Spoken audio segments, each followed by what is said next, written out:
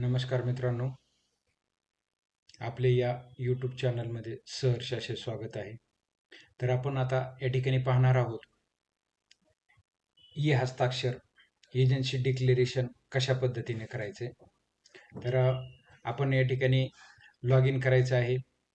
या ठिकाणी आपलं हे फायनलचं बटन आहे म्हणजेच आपलं हे चेकरचं लॉग इन आहे आणि या चेकरच्या लॉग इनवरूनच आपल्याला काय करायचं आहे, एजन्सी डिक्लेरेशन म्हणजेच ई हस्ताक्षर करायचं आहे.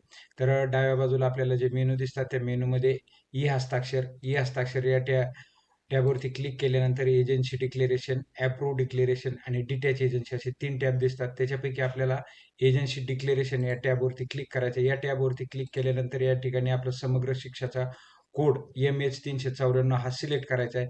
त्यानंतर या ठिकाणी शालार्थ आयडी नो करायचा कारण आपण या ठिकाणी SMC अध्यक्षांची माहिती लिहिणार आहोत. त्यानंतर शालार्थ आयडी जर आपण येस केलं तर आपल्याला इथं शालार्थ आयडी टाकावा लागतो, परंतु आपण SMC अध्यक्षाला ते गव्हर्नमेंट एम्प्लॉय आहेत का, इथं गव्हर्नमेंट एम्प्लॉय नो निवडायचे. त्यानंतर आधारवरती त्यांचं जे नाव आहे ते नाव या ठिकाणी आपल्याला टाईप करायचे. त्यानंतर अध्यक्षांचा मोबाईल नंबर टाकायचा आहे, SMC चेअरमन म्हणायचे, पिनकोड टाकायचा आणि पोस्ट टाकायचे आणि डिक्लेअर एजन्सीवरती क्लिक करायचे. डिक्लेअर एजन्सीवरती क्लिक केल्यानंतर आपल्याला ती माहिती खाली अशा टेबलमध्ये पडेल. टेबलमध्ये माहिती पडल्यानंतर view PDF to e signature या PDF या चिन्हावरती आपण माऊस नेला तर हायपरलिंक तयार होते. त्या हायपरलिंकनी ते क्लिक करायचे PDF वरती क्लिक केल्यानंतर आपल्याला अशा प्रकारचे विंडोज आपल्या समोर ओपन होईल. या ठिकाणी हा जाहीरनामा आहे. आपण जेवढ्या वेळेस क्लेम जनरेट करतो प्रत्येक वेळेस हा जाहीरनामा आपल्याला या ठिकाणी दिसणार आहे. तो जाहीरनामा आपण वाचून घ्यायचा आहे.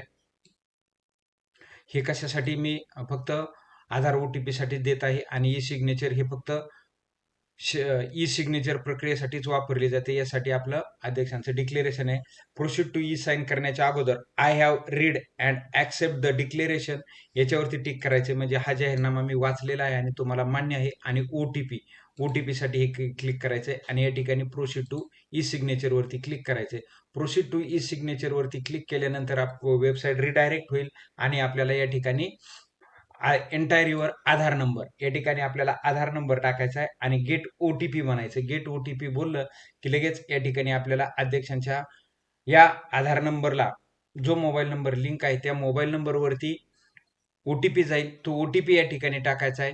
OTP टाकल्याबरोबर या चेकबॉक्सवरती ॲटो क्लिक होईल. सबमिट या बटनावरती क्लिक करायचं. सबमिट या बटनावरती क्लिक केले की तुमचं ई सिग्नेचर पूर्ण होईल. हे पूर्ण झालेलं ई सिग्नेचर अप्रुव्हलसाठी हे आपल्या मदर एजन्सीकडे जाईल, म्हणजेच आपली मदर एजन्सी BRC आहे, BRC कडे जाईल. BRC कडे मग ती ज्यावेळेस आपल्याला ई सिग्नेचर होईल त्यावेळेस आपल्याला PDF पुन्हा जनरेट होईल. ते PDF ची काय करायची, आपण प्रिंट काढायची. त्या PDF ची प्रिंट, आधार कार्डची झेरॉक्स, पॅन कार्डची झेरॉक्स, मुख्याध्यापकाचं वरून कव्हरिंग लेटर करायचे आणि पंचायत समितीकडे जमा करायचे, म्हणजे हे पाहून पंचायत समिती त्याला अप्रुव्हल देईल. धन्यवाद. व्हिडिओ आवडल्यास लाईक, शेअर, सबस्क्राईब करायला विसरू नका. आपल्या काही सूचना असतील तर कमेंट बॉक्समध्ये आम्हाला जरूर कळवा.